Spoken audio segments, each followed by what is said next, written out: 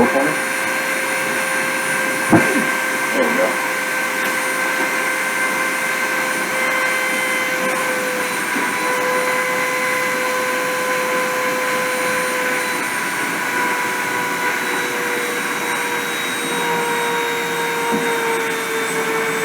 Alright. Close. That's better. Give it a second. I don't know if that's going to work too well, but we'll see.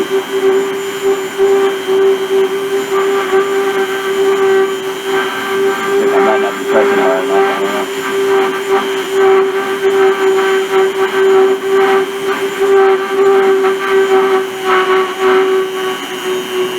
I'm going really slowly right now because I want to measure the difference between faster deposition rate and slower deposition rate.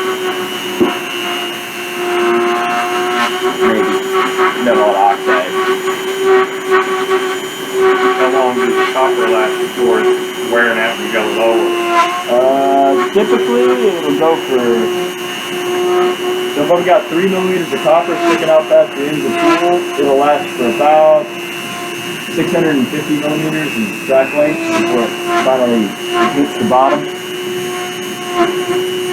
There we go, and you can see the temperature of that.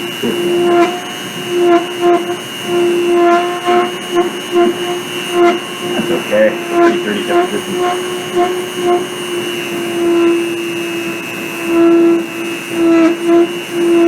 Part of the problem too is the plate that it's depositing onto is not totally flat.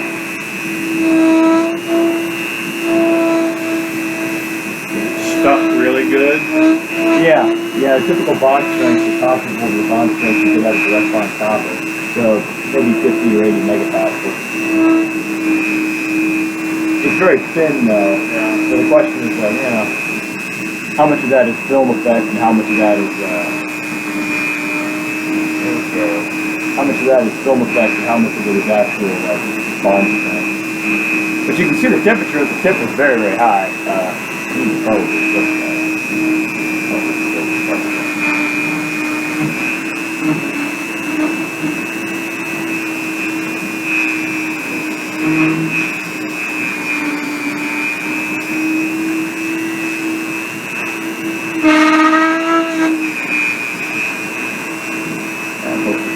Like 400 degrees, like that. Freaking hot. Oh man. Very oxidized.